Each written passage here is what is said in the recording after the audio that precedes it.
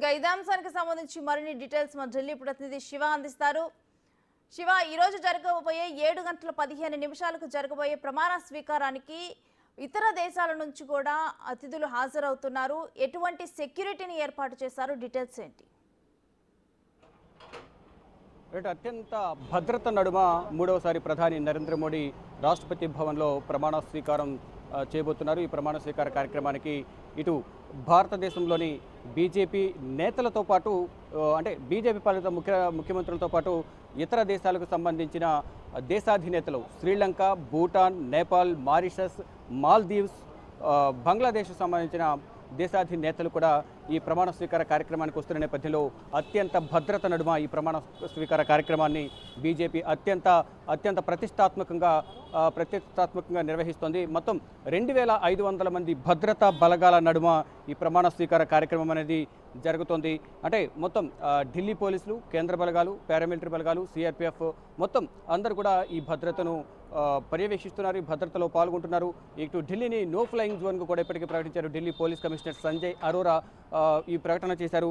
ఎవరైనా నిషేధిత ప్రాంతాల్లో ఈ నో ఫ్లయింగ్ జోన్లో ఈ ఏదైతే డ్రోన్లు కానీ ఫ్లైటింగ్ ఏదైతే స్క్వాడ్స్ ఏవైతే ఉంటాయో అవన్నీ కూడా ఫ్లై చేస్తే మాత్రం నిషేధిత ప్రాంతాల్లో కఠిన చర్యలు తీసుకుంటామంటూ కూడా ఆదేశాలు జారీ చేశారు.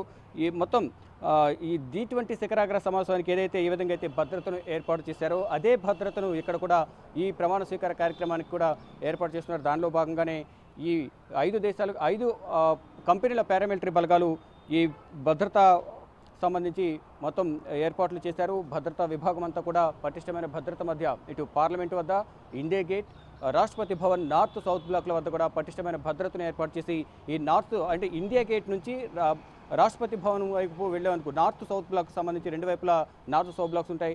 ఇండియా గేట్కి వెలుపునే ఎదురుగానే రాష్ట్రపతి భవన్ ఉంటుంది కాబట్టి పరిసర ప్రాంతాల్లో ఎటువంటి వెహికల్స్ కానీ అంటే నిర్మానుష్యంగా మొత్తం ఎవరిని కూడా అటువైపు రాకుండా మొత్తం పార్లమెంట్ లోపలికి ఆ రోడ్లోకి ఎంటర్ కావాలన్నా రాష్ట్రపతి భవన్ వైపు ఐడి కార్డు చూపించడం, ఐడి కార్డు చూపించిన తర్వాత లోపలికి రాణిస్తుంటారు డైలీ. కానీ ఇప్పుడు ప్రమాణ స్వీకార కార్యక్రమం నేపథ్యంలో ఆ పాస్ను మాత్రమే ప్రమాణ స్వీకారానికి హాజరయ్యేందుకు పాస్ అవుతుందో ఆ పాస్ చూపిస్తే మాత్రమే ఇప్పుడు రాష్ట్రపతి భవన్లోకి అందులో ప్రమాణ స్వీకార కార్యక్రమానికి హాజరయ్యేందుకు అవకాశం కల్పిస్తున్నారు భద్రతా సిబ్బంది. దానిలో భాగంగా ఇప్పుడు ఏదైతే 5 కంపెనీల పారామిలిటరీ సిబ్బంది, ఎన్ఎస్జీ కమాండోలు, స్నీపర్లతో పాటు మొత్తం కట్టుదిట్టమైన భద్రతను మోహరించారు. రాష్ట్రపతి భవన్లో నరేంద్ర మోడీ ప్రమాణ స్వీకారానికి సంబంధించి మొత్తం రెడ్ కార్పెట్లు ఏర్పాటు చేశారు, చైర్స్ ఏర్పాటు చేశారు, స్టేజ్ ఏర్పాటు చేశారు. మొత్తం 8000 మందికి పైగా ఇక్కడ అతిథులు రాబోతున్న నేపథ్యంలో వారందరికీ ఎక్కడా ఎటువంటి ఇబ్బందులు ఎదురవ్వకుండా కూడా అక్కడ సిట్టింగ్ అంతా ఏర్పాటు చేశారు. అంటే గ్రేడ్స్ వారీగా కూడా వివిఐపికి సంబంధించిన సిట్టింగ్ కూడా అక్కడ ఏర్పాటు చేసిన పరిస్థితి కనిపిస్తోంది.